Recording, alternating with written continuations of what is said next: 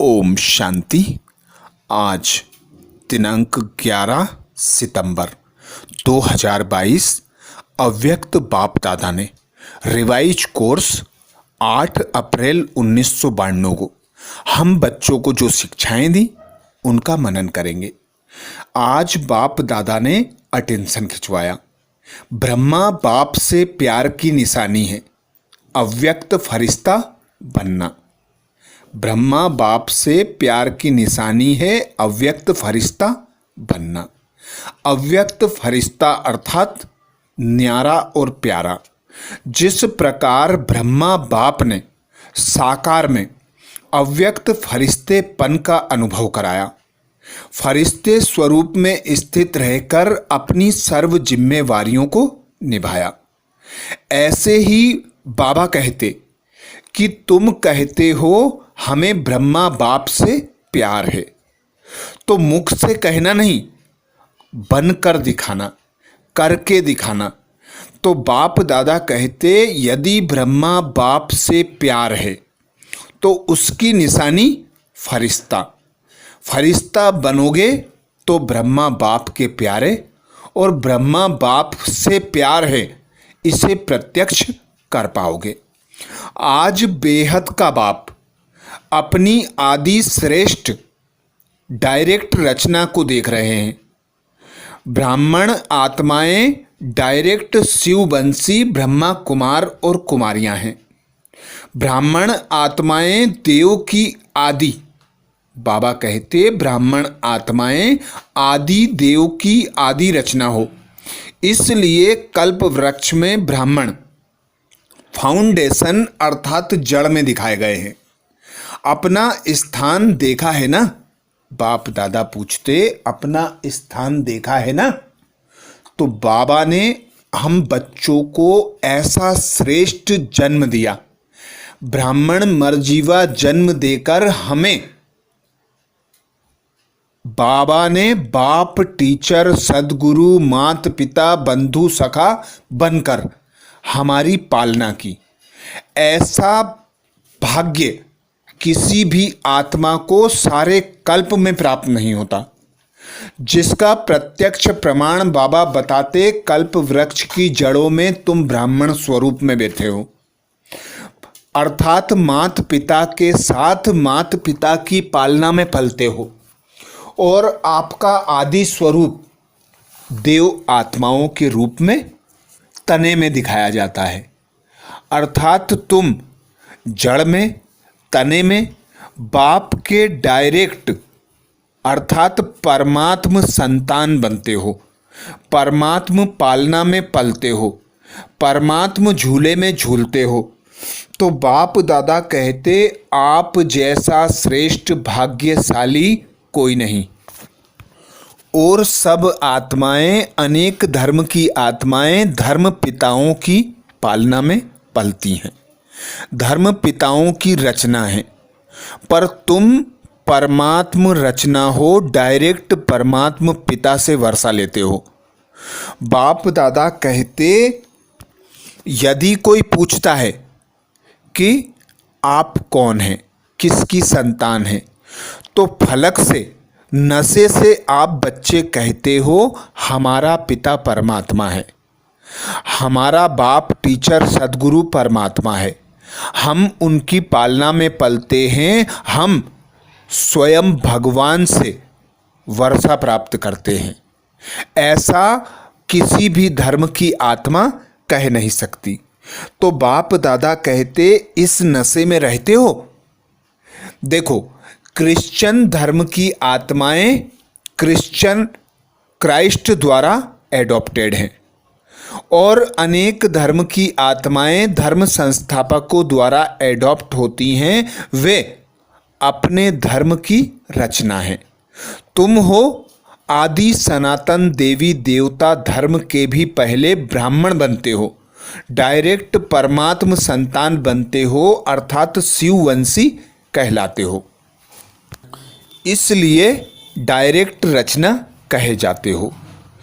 भक्ति में भी आप सर्वप्रथम शिव की उपासना करते हो, शिव की भक्ति करते हो, क्योंकि डायरेक्ट मिलन होता है, डायरेक्ट बाबा से मिलते हो तो वही यादगार इमर्ज होती है। तो शिव की पूजा करते हो, शिव से डायरेक्ट भक्ति में भी फल प्राप्त करते हो।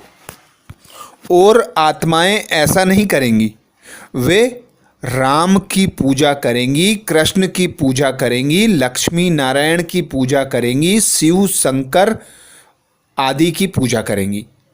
आप आत्माएं राम के भी रामेश्वर की पूजा करोगे, ब्रह्मा विष्णु शंकर के पिता की पूजा करोगे, तो आप हो गए डायरेक्ट। इसीलिए प्राप्तियों में भी अंतर हो जाता है। आप लेते हो डायरेक्ट, वे लेते हैं इनडायरेक्ट।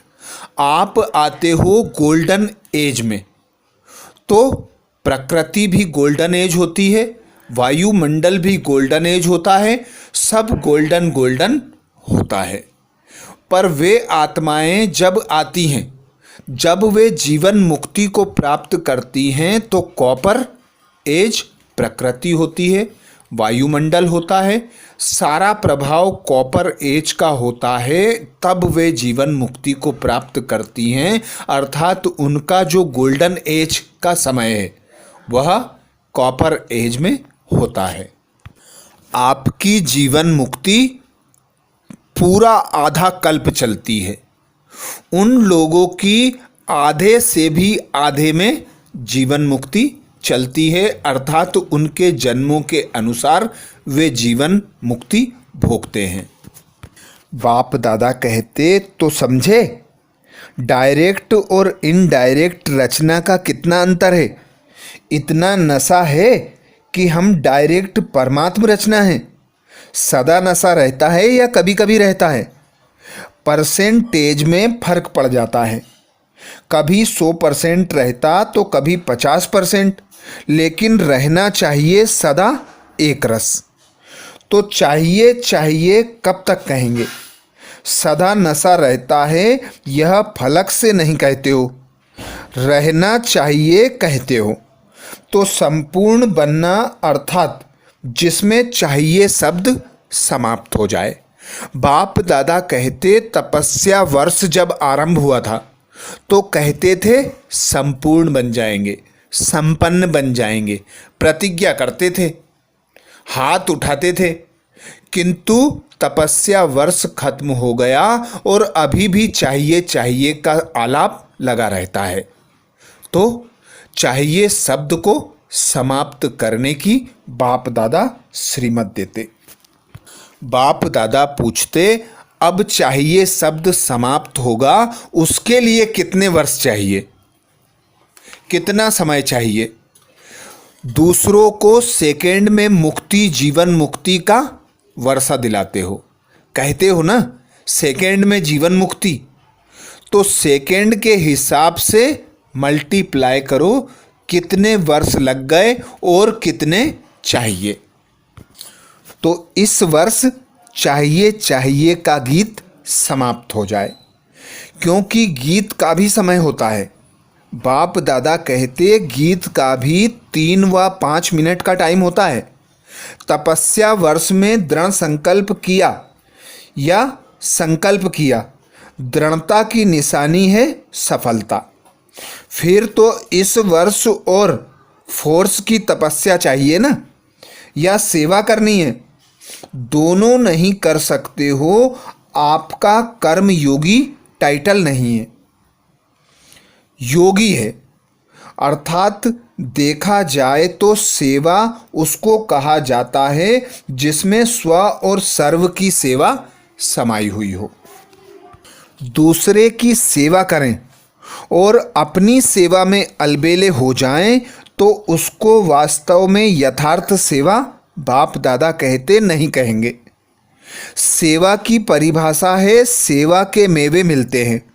सेवा अर्थात मेवा, फ्रूट अर्थात फल, प्रत्यक्ष फल। सेवा करो, मेवा खाओ।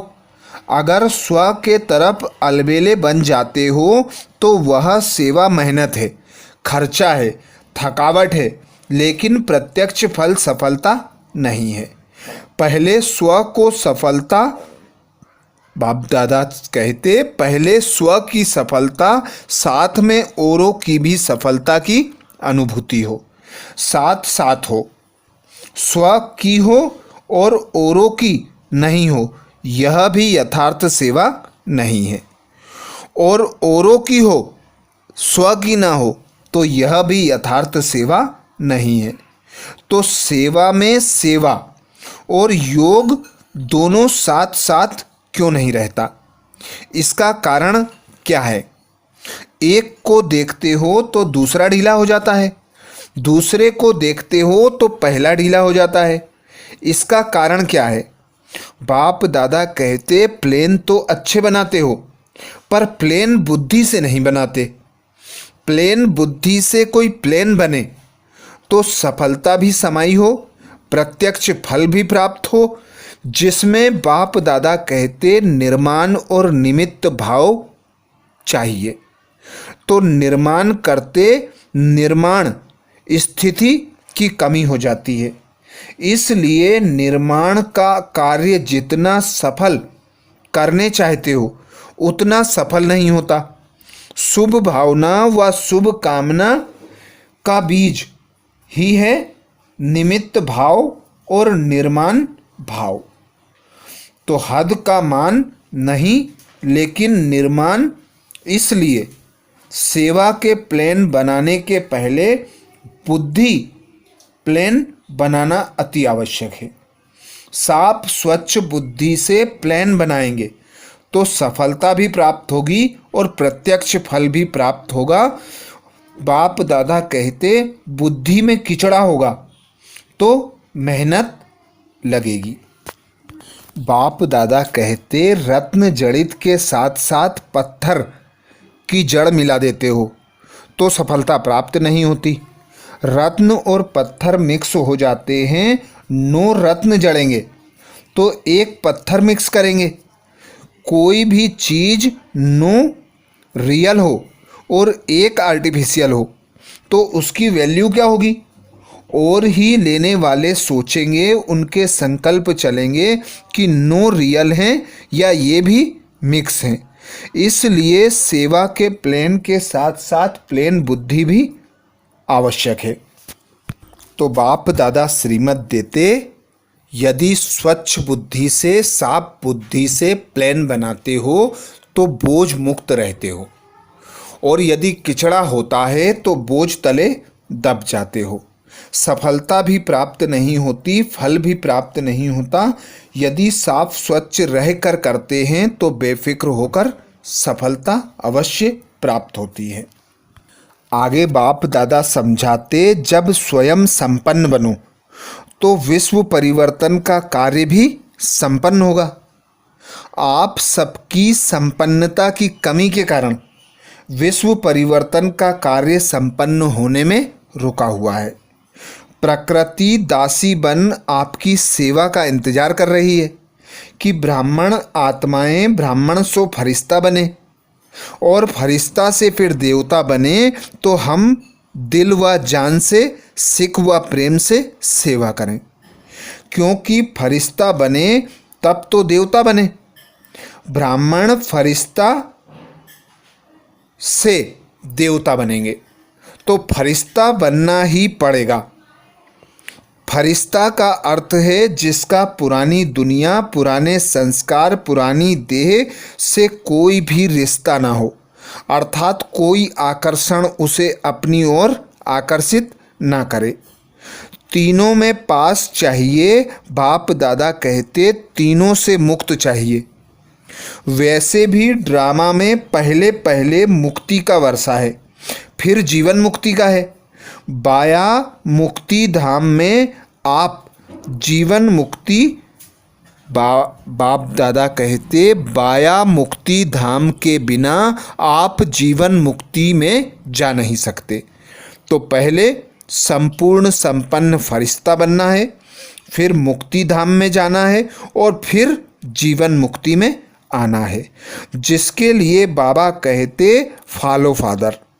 ब्रह्मा बाप फरिश्ता स्वरूप बने, ऐसे ही ब्रह्मा बाप से आप कहते हो प्यार है, तो प्यार का प्रत्यक्ष प्रमाण होता है उनके समान बनना। चाहे फिर कोई त्याग करना हो, तपस्या करना हो, पर स्नेही के समान बनने के लिए सब जायज है। थोड़ा बहुत नफ़ा नुकसान भी हो तो भी सहन करना पड़ता है। जिससे स्नेह होता है उसके समान बनने में मेहनत करना आसान होता है। तो बाप दादा कहते सिर्फ मुख से नहीं कहो कि बाप से बहुत प्यार है, क्या वर्णन करें। लेकिन ब्रह्मा बाप सिर्फ कहने से खुश नहीं होते, बनने से होते हैं। कहने वाले तो भक्त भी बहुत हैं, कितने प्यारे गीत बनाते हैं, इतने प्यार के गीत गाते हैं कि अनेक आत्माओं को रुला देते हैं, हंसा देते हैं। वह सब कहने वाले हैं और आप बाप दादा कहते बनने वाले हो। तो चेक करो कहाँ तक मैं ज्ञानी योगी तू आत्मा बना हूँ। ब्रह्मा बाप समान बनने का पुरुषार्थ कहाँ तक कर रहा हूँ। जिस प्रकार ब्रह्मा बाप सूक्ष्म वतन में दादियों द्वारा दीदियों द्वारा यह चेक करते थे कि सूक्ष्म वतन में जो फरिश्ता है कैसा है, उसके समान बनने के लिए बाप दादा अनेक प्रयत्न करते थे, त्याग तपस्या करते थे, पुरुषार्थ करते थे। हमारे सम्मुख बाबा ने प्रत्यक्ष प्रमाण ब्रह्मा बाप रखा, तो उस ब्रह्मा बाप को एक्यूरेट कॉपी कर ब्रह्मा बाप के समान बनना ही ब्रह्मा बाप से प्यार है। बाप दादा कहते अच्छा बाप से मिल लिया, दृष्टि ले ली, वहाँ गए तो फिर कोई कमजोरी आ गई, शक्ति मिली और काम में लाई, एक दो बार विजयी बने फिर कमजोर बन गए, तो यह अपने प्रकार का मिलना है। लेकिन यथार्थ प्यार यथार्थ मिलन इससे बहुत ऊंचा है, बहुत बहुत प्यारा है, उसका अनुभव करो। बाप दादा कहते अभी तो बाप सद्गुरु के रूप में मिलते हैं, लाड़ करते हैं, कैसे भी भावना वालों से भी मिल लेते हैं, पर आगे चलकर बाप दादा कहते जो बहुत प्यार है कहते हैं यह नहीं चलेगा। प्यार करना अलग है, निभाना अलग है। तो निभाना कहाँ तक पक्का किया है यह चेक करो। आज बाप दादा ने हम बच्चों को वरदान दिया। वरदान में बाप दादा कहते कंट्रोलिंग पावर द्वारा तूफान को भी तोहफा बनाने वाले यथार्थ योगी भव। कंट्रोलिंग पावर द्वारा तूफान को भी तोहफा बनाने वाले यथार्थ योगी भव। यथार्थ व सच्चा योगी वह है जो अपनी बुद्धि को एक सेकंड में जहां और जब चाहे वहां लगा सके। परिस्थिति हलचल की हो, वायुमंडल तमोगुणी हो, माया अपना बनाने का प्रयत्न कर रही हो, फिर भी सेकंड में एकाग्र हो जाना, यह है याद की शक्ति। इसीलिए बाप दादा कहते अंतर्मुखी होने का अभ्यास करो, आवाज से न्यारे प्यारे बनने का अभ्यास करो, सदा एक बाप की निरंतर याद में रहो। बाप की याद में रहकर खाना, बाप की याद में रहकर चलना फिरना, उठना बैठना, बोलना, कर्म करना, सब बाप की याद में करो, क्योंकि वही ऐसा पावरफुल वायुमंडल का निर्माण करेगी जिससे कैसी भी तमोगुणी परिस्थिति हो, माया का कैसा भी रूप हो, प्रकृति की कैसी भी हलचल वाली परिस्थिति हो, हर समय अचल अडोल रह सकेंगे, क्योंकि सर्वशक्तिमान पिता परमात्मा की छत्र छाया होगी। तो हम मास्टर सर्वशक्तिमान बनकर तूफान को भी तोहफा समझकर पार कर लेंगे। कितना भी व्यर्थ संकल्पों का तूफान हो, लेकिन सेकेंड में तूफान आगे बढ़ने का तोहफा बन जाए। ऐसी कंट्रोलिंग पावर हो, ऐसी शक्तिशाली आत्मा कभी ये संकल्प नहीं लाएगी कि चाहते तो नहीं है लेकिन हो जाता है। तो कभी भी व्यर्थ संकल्पों के तूफान को रोकने के लिए बाप दादा कहते, सदा मन बुद्धि को बाप पर एकाग्र रखो, बाबा की सेवा पर एकाग्र रखो, बाबा के ज्ञान के मनन चिंतन पर बिजी रखो, तो तूफानों से मुक्त रहकर योगी बन जाएंगे। स्लोगन में बाबा कहते, योग युक्त और युक्ति युक्त कर्म करने वाले ही विघ्न प्रूफ बन सकते हैं। योग युक्त और युक्ति युक्त कर्म करने वाले ही विघ्न प्रूफ बन सकते हैं। बाबा की याद में रहना, बाबा की श्रीमत अनुसार कर्म करना, तो बाबा कहते कोई विघ्न आ ही नहीं सकता। अच्छा, ओम शांति।